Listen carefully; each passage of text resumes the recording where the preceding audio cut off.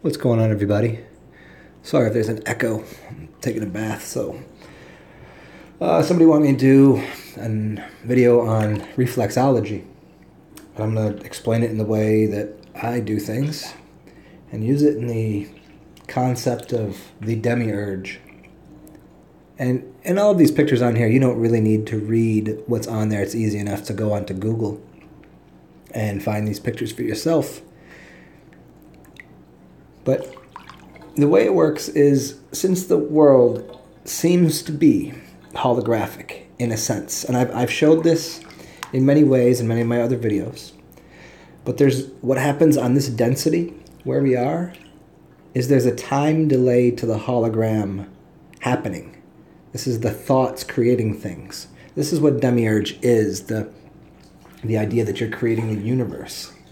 And this picture does a decent job of explaining what I've always explained to a degree of concept creates matter. Mind creates matter. And that's essentially what it is.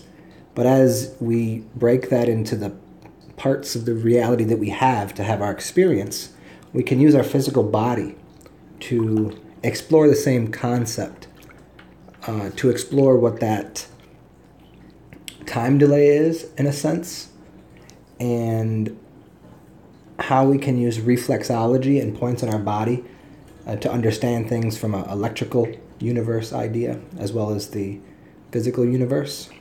So let's say I have a problem somewhere in my body. It will, internally, let's say I have a liver problem.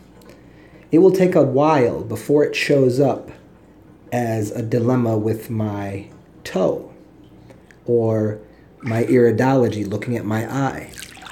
It will take a little while for that response to show up, because where we are, we get an opportunity to change things before the resulting physical appearance on the outside occurs.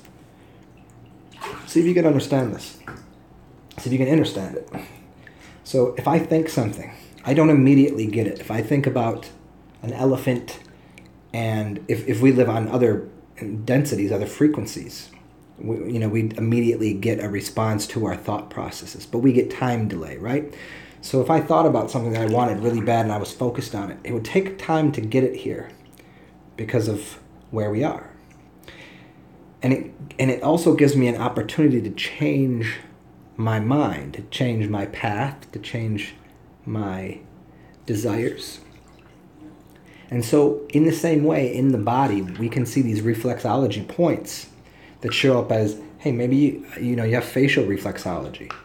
Maybe it shows up as a pimple on your left cheek, right beneath your part of your, right in your left cheek there. And that says something about your kidney issues. So your kidney issues, it took a while to develop to get to the point where the physical outpouring was a pimple there.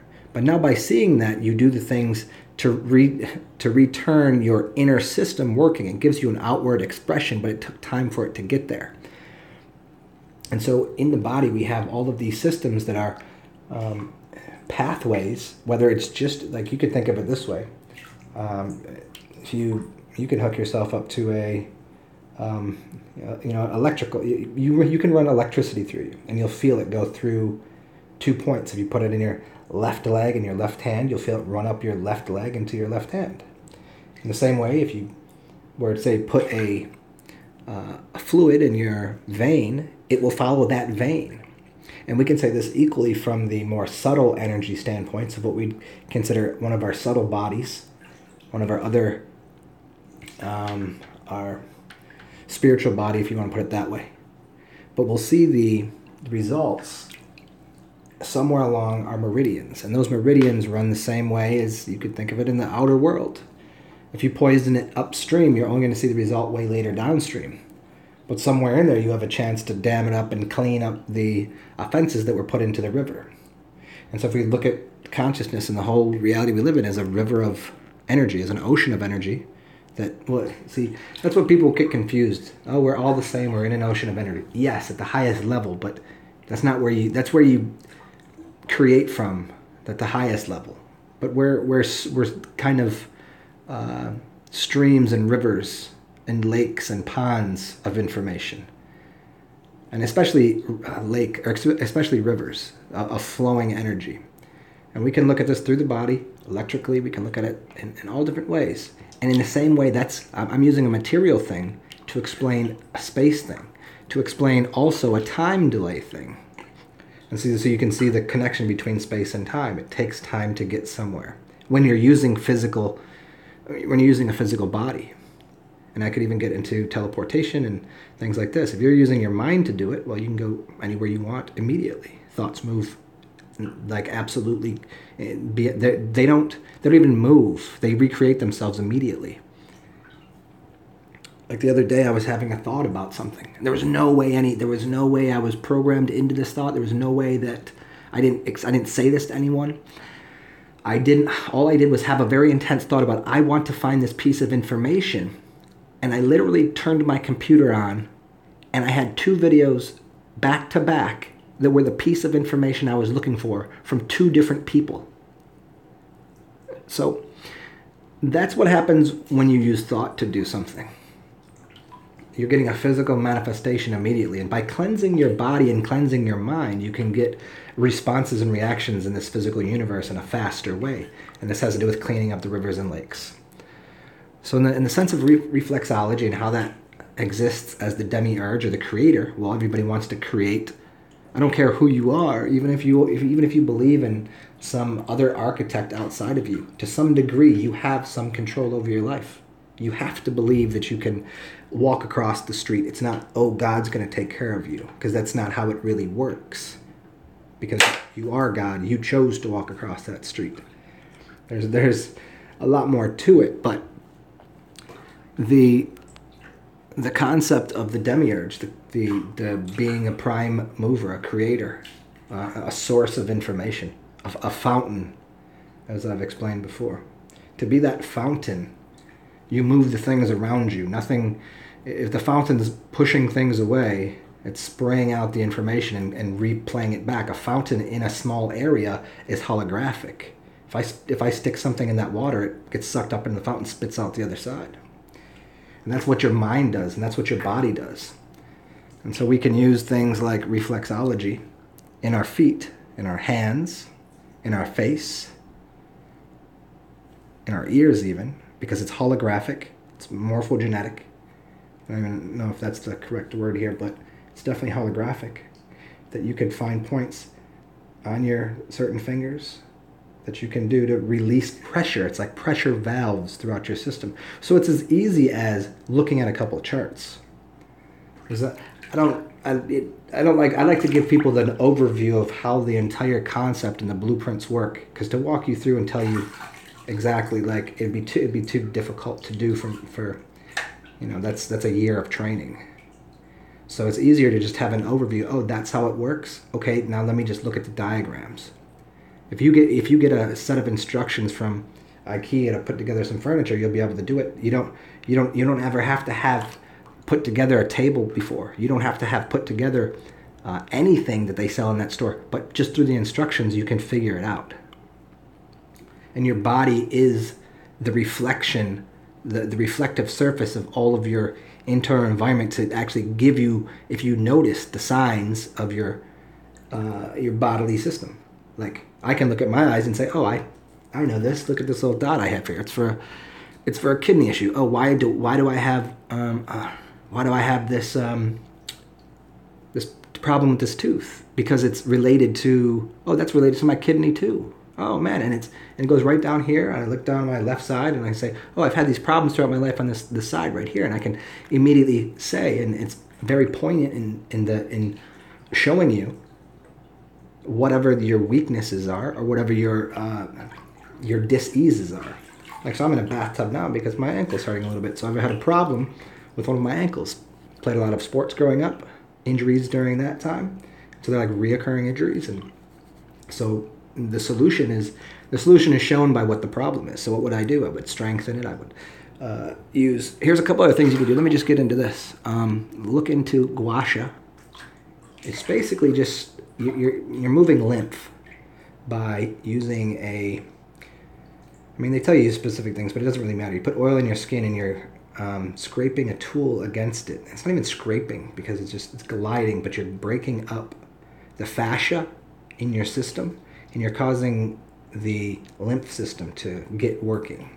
It's like also cupping is a good idea. Now both these things can be used in alignment with whatever dilemmas you might have. Like you could know you have a problem. Like for me on my left side, so what would I do? I would find that pathway and say, oh, I always have a problem with this toe right here. What does this line up with? And I could follow that pathway. And so this pathway is a larger pathway of first using your body, and this is the way I like to explain things, using your body to understand your system as a self-reflective system that you live inside of, that you steer, and then also you have this second layer of the system, which is your larger environment that you walk through, which is a reflection of your mind just as well. And this is why I talk about feng shui. And I could look at the time my apartment is looking a little messy, and I guarantee my thoughts were messy prior to that, and I guarantee I was doing things that I was enveloped in the physical world, not paying attention to my mind, but engulfed in the physical world. And to go a little farther in this concept, this is the idea that people don't understand what they're saying, but if they were to listen a little deeper, when they're talking about living in Satan's world, or living in sin, or living the devil, and these people that are Satan worshippers, what they're really doing is they're using object, they're using the talisman, they're using the idol, they're using the outward, like this is what scientism is. This is the idea of the scientific communities, thinking that what's outside of them is controlling everything. It's in the wrong direction is what it is. This is why you have the two triangles, the inverted and the upright. Like you have the inverted triangle pushing energy down, and you have the other triangle pushing energy up. And what that's specifically saying is the two movements of energy, the angelic and the demonic energy. One is dense and one is lighter. One is thought, one is form. And so you push energy down into this world to have the experience here, but then it's a looping mechanism. It's a continual fountain of energy that you put through your mind to your physical reality. And the thing is, what happens to people is they get lost in the sauce. They get lost in it. And some people do it, like I do it most of the time on purpose. Like I'm like, oh, whatever. I can adjust this tomorrow. Let me just float out here on my boat. Yeah, sometimes injuries happen. Sometimes, denser things happen. But I know how to fix the boat. But most people don't know how to fix the boat, and they only see the response. They go, well, that's the problem right there. That's the problem. Like no, it's not the physical thing. It's the mental thing. So if we start to learning to, while we're enjoying the physical world, to as the experience is going and as we're living in that moment, and we get to that next, I guess this has to do with magic and the nighttime and the evening, towards that area, this is where the meditation comes in. This is where the relaxing of the mind and the creating and manifesting in the day. And this gets even deeper into the dream world about how it works. But right off the bat, the immediate goal is to live and play in Julius Caesar's world and create it through Christ. Christ is imagination. It could be formed in a lot of different ways of what people think it is. It's imagination, it's energy, and energy is imagination. Imagination creates energy. Energy creates what your reality is. And you're just learning you can't just live in that space. You can't just live in this space of infinite twilight of creation, because you would never experience your creation. You'd put yourself outside of it, and you would never experience it would be like a chef that made a pie and doesn't taste before serving it. You'd be like, are you sure you put together right? And why wouldn't you taste it? Like that's how this whole thing works. Most people, they make a pie unknowing. They read the ingredients off the box, or they just buy. Here it is a little deeper. They buy it pre-made, and they eat it, and they complain about what's in it, but they could have just created it themselves. They buy the pre-made product. They're not even, and then they eat the whole thing, and then they're like caught in that cycle of buying, meaning splitting themselves, to the system that I'm not saying there's anything wrong with obtaining currency, money, and buying things. I mean, don't get me wrong here. But people this is the getting involved in the, going too far into the dense physical world. And this is getting trapped in it and becoming, not realizing like thoughts are helping you to manifest.